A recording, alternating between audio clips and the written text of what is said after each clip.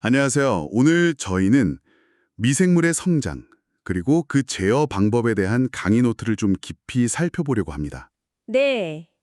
이게 눈에 보이지 않는 작은 생명체들이지만, 얘네들이 어떤 환경에서 살고, 또 우리가 그 성장을 어떻게 관리하는지 아는 게 생각보다 우리 생활하고 아주 가깝더라고요. 네, 맞아요.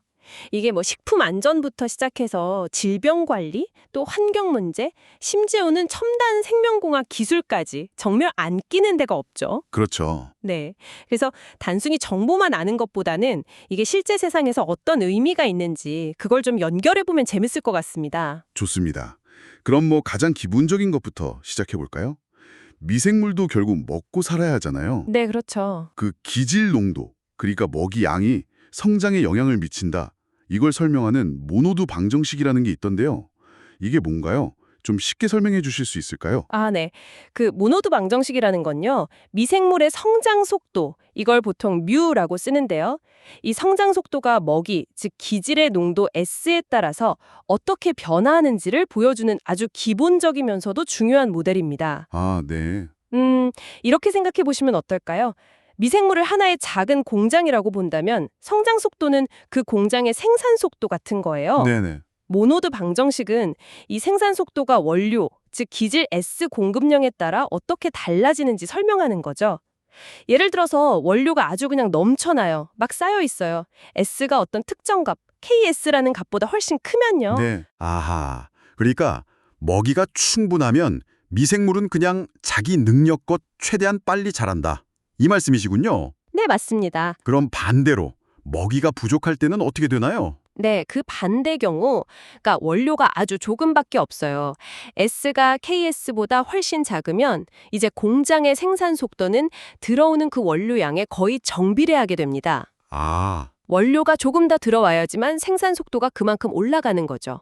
여기서 그 KS라는 값, 이걸 반포화 상수라고 부르는데요. 네. 반포화 상수. 네, 이게 뭐랄까, 공장이 최대 속도의 딱 절반으로 돌아가기 위해 필요한 최소한의 원료 농도라고 보시면 돼요. 아하. 즉, 미생물이 얼마나 적은 양의 먹이로도 효율적으로 자랄 수 있는지 그걸 나타내는 지표 같은 겁니다. 그래서 이 KS 값이 낮을수록 더 적은 먹이로도 잘 자라는 거니까 환경 적응력이 더 뛰어나다고 할 수 있겠죠? 네. 자연 상태의 뭐 호수나 토양처럼 영양분이 좀 부족한 환경에서는 이 KS 값이 낮은 미생물이 생존 경쟁에서 유리합니다. 아, 먹이 효율성이 결국 생존 경쟁력이 되는 거군요. 그렇죠. 자료에 보니까 케모스탯이라는 장치도 나오던데 이건 이런 원리를 실험실에서 활용하는 건가요? 네, 맞습니다.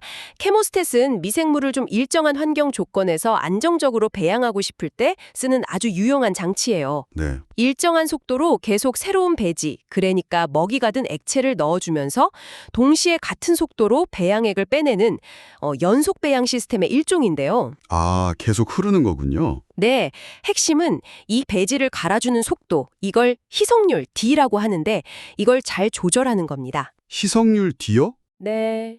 이 희석률을 조절하면 배양기 안에 있는 먹이 동도를 일정하게 유지할 수가 있어요. 그러면 결과적으로 미생물의 성장 속도 뮤도 이 희석률 D하고 똑같아지면서 미생물 동도가 안정적인 상태, 그러니까 정상 상태, 스테디 스테이트로 유지가 됩니다. 오.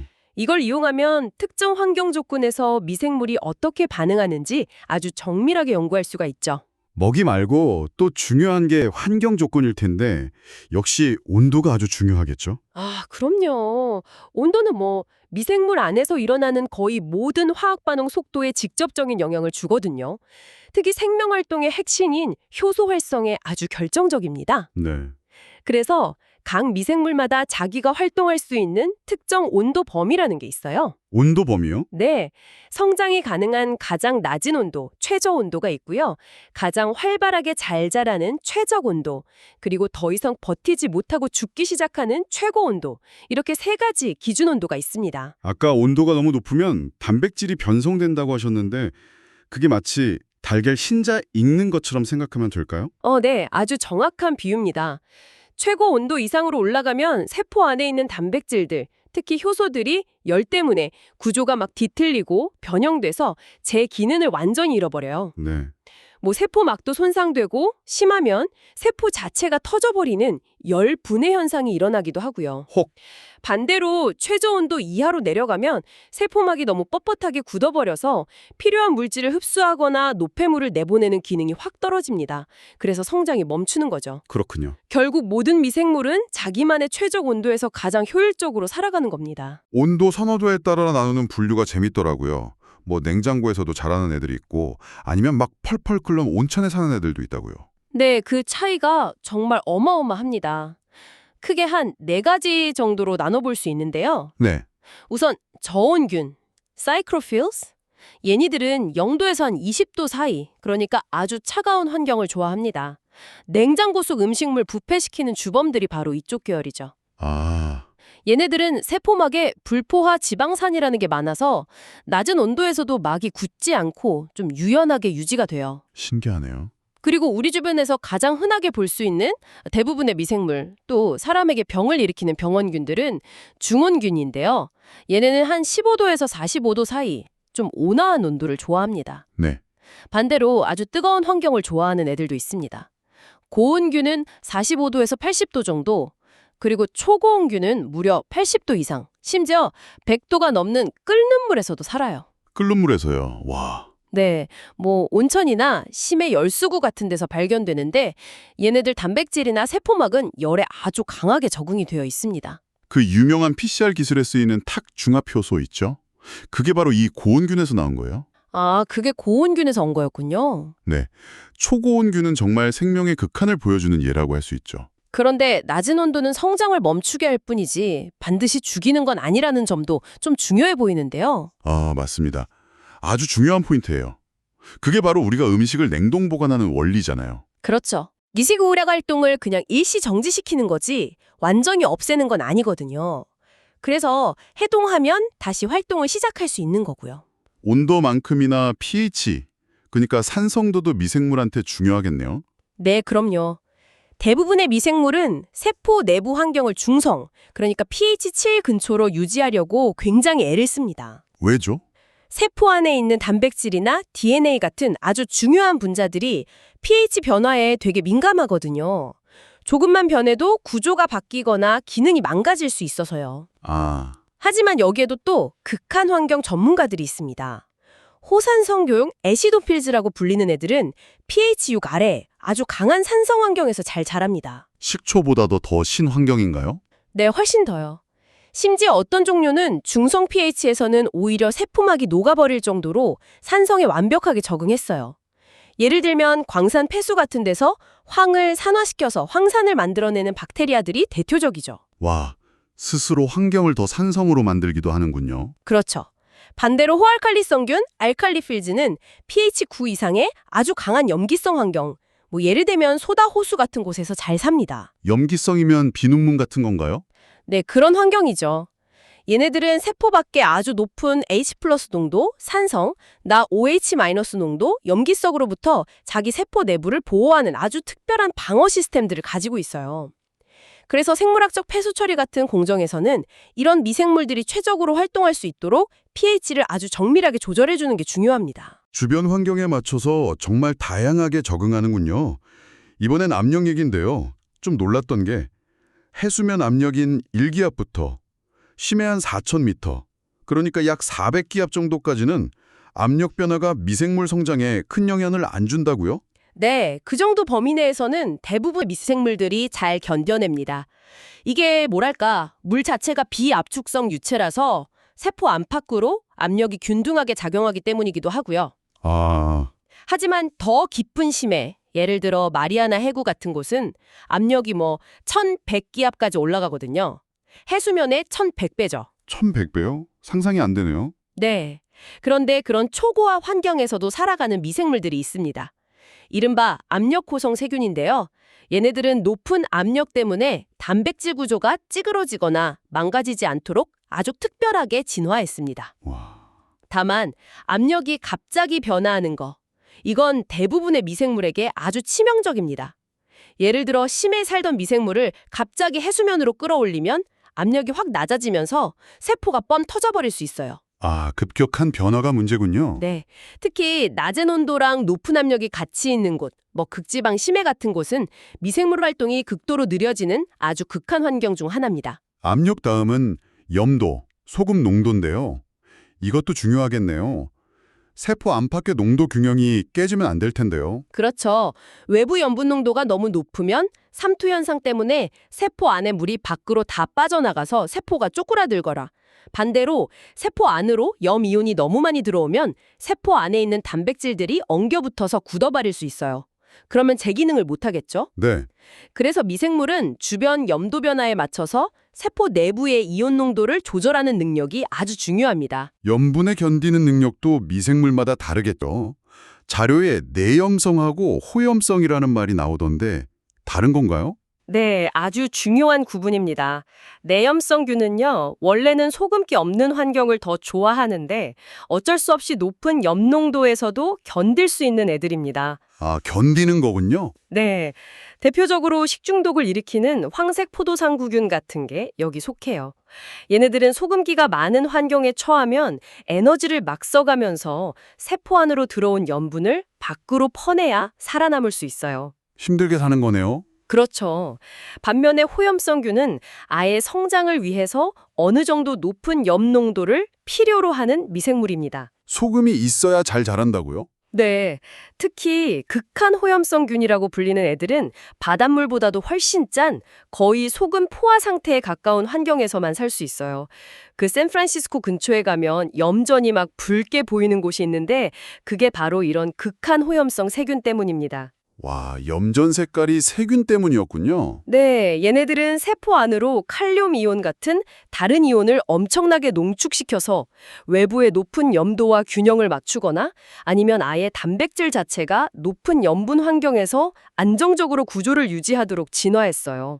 참고로 우리가 잘 아는 대장균 같은 경우는 소금기가 거의 없는 환경을 선호하는 비호염성 균에 속하고요. 정말 환경에 맞춰 사는 방식이 제각각이네요. 자, 이제 산소 이야기로 넘어가 보죠.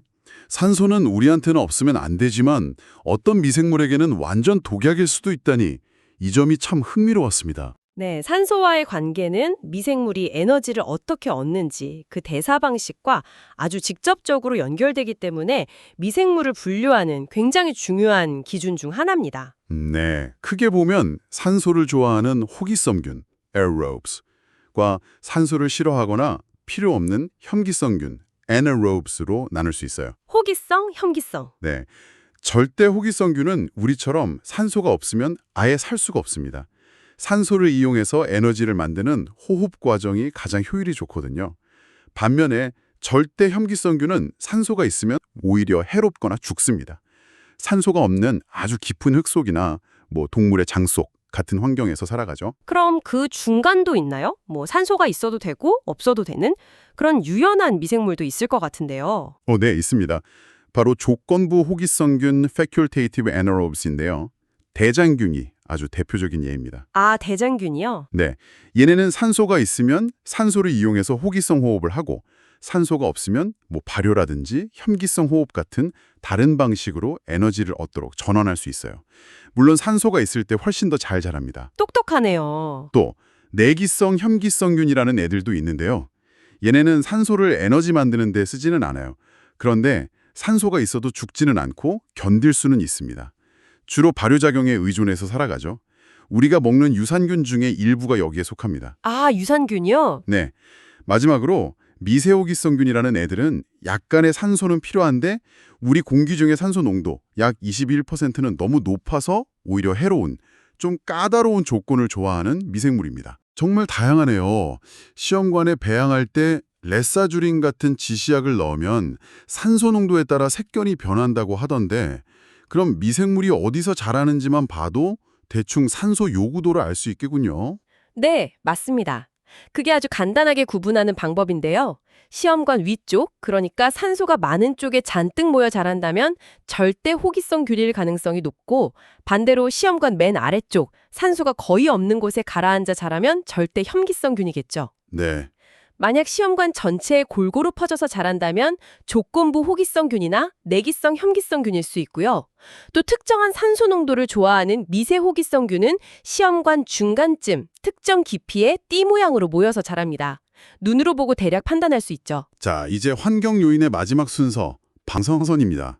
특히 자외선이 UV가 미생물 죽이는 데 많이 쓰인다고 들었는데요. 우리가 햇볕에 입을 말려서 소독하는 거랑 좀 비슷한 원리일까요? 네. 어느 정도 비슷하다고 볼 수 있습니다. 특히 260에서 270 나노미터 파장대의 자외선 UVC는 미생물의 DNA에 가장 잘 흡수가 돼요. DNA에 흡수된다고요? 네. DNA가 자외선 에너지를 흡수하면 그 구조가 손상됩니다. 예를 들어 DNA 염기 두 개가 비정상적으로 딱 달라붙어 버린다거나 하는 문제가 생기죠.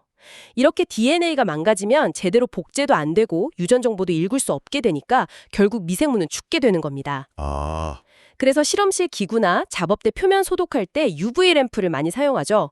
물론 미생물도 그냥 당하고만 있진 않고요. 손상된 DNA를 스스로 수리하는 복구 시스템을 가지고 있긴 합니다. 하지만 자외선을 너무 많이 쬐면 복구 속도가 손상 속도를 따라가지 못해서 결국 죽게 되는 거죠. 그런데 방사선에 엄청나게 강한 거의 슈퍼 미생물 같은 것도 있다고요? 네, 정말 있습니다. 데이노코쿠스 라디오두란스라는 세균인데요. 데이노코쿠스 라디오두란스 이름도 어렵네요. 네, 좀 그렇죠. 이게 얼마나 대단하냐면 사람한테 치명적인 방사선량의 수백 배, 수천 배에 달하는 아주 강력한 방사선에도 죽지 않고 견딜 수 있어요. 와, 어떻게 그게 가능하죠? 비결은 아주 강력하고 다양한 종류의 DNA 복구 시스템을 동시에 여러 개 가지고 있다는 겁니다. 방사선 때문에 DNA가 막 수백 조각으로 산산조각이 나도 그걸 몇 시간 안에 다시 완벽하게 재조립해서 멀쩡하게 만들 수 있어요. DNA를 재조립한다고요? 무슨 로봇도 아니고? 네, 정말 놀라운 능력입니다. 그래서 이 세균한테 코난 더 박테리움이라는 별명도 붙었을 정도예요. 이 미생물의 존재는 생명체가 얼마나 극한 환경에 적응할 수 있는지, 심지어는 우주처럼 방사선이 아주 강한 환경에서도 생명체가 존재할 수 있지 않을까 하는 가능성을 생각하게 만들죠. 정말 대단하네요. 자외선 말고 다른 방사선, 예를 들어 X선이나 감마선 같은 건 어떤가요? X선이나 감마선처럼 파장이 훨씬 짧고 에너지가 강한 방사선을 이온화 방사선이라고 하는데요. 이건 훨씬 더 강력합니다. 더 강력하다고요? 네, 얘니들은 세포 안에 있는 물 분자를 분해해서 세포에 아주 해로운 활성산소 라디칼 같은 걸 만들기도 하고요. 아니면 직접 DNA나 단백질 같은 중요한 분자에 부딪혀서 구조를 파괴해버리기도 합니다. 아, 그래서 의료기기 같은 걸 완벽하게 살균하거나 식품의 장기 보존을 위해서 사용하기도 하죠. 반면에 파장이 긴 마이크로파 같은 경우는 주로 분자를 진동시켜서 열을 발생시키는 효과, 즉 열 효과를 통해서 미생물을 죽입니다. 우리가 쓰는 전자레인지 원리랑 비슷하다고 보시면 돼요. 자, 지금까지 미생물이 살아가는 데 영향을 주는 정말 다양한 환경 요인들을 살펴봤습니다. 먹이부터 온도, pH, 압력, 염도, 산소, 그리고 방사선까지. 와, 정말 다채롭네요. 네, 그렇죠. 이제는 우리가 이런 지식들을 이용해서 미생물의 성장을 어떻게 조절하고 통제하는지 그 제어 방법에 대해서 이야기해 볼 차례인 것 같습니다. 자료를 보니까 살균, 소독, 억제 이런 비슷한 듯 다른 용어들이 나오던데요. 이게 어떻게 다른 건가요? 네, 이게 목적이랑 결과의 수준에 따라서 용어를 좀 구분해서 써야 하는데요. 가장 강력한 개념이 살균, 스테릴라이제이션입니다. 살균요? 네, 이건 살아있는 모든 미생물, 심지어 열이나 화학물질에 아주 강한 저항성을 가진 포자까지 완전히 다 제거하거나 죽이는 것을 의미합니다. 예를 들어 수술 도구를 멸균한다거나 실험용 배지를 만들 때처럼 완벽한 무균 상태를 만드는 게 목표죠. 아, 완전 제로 상태로 만드는 거군요. 그렇죠. 그 다음 소독, 디스인펙션은 주로 병원균처럼 우리에게 해로운 미생물을 대상으로 해서 감염의 위험을 없애는 것을 목표로 합니다. 모든 미생물을 다 죽이는 건 아니에요. 그래서 일부 해롭지 않은 미생물이나 포자 같은 건 살아남을 수도 있습니다. 우리가 보통 집에서 소독제를 쓰거나 하는 경우가 여기에 해당한다고 볼 수 있죠. 네. 그리고 억제, 인히비션은 말 그대로 미생물을 죽이지는 않지만 증식을 못하게 막는 거고요.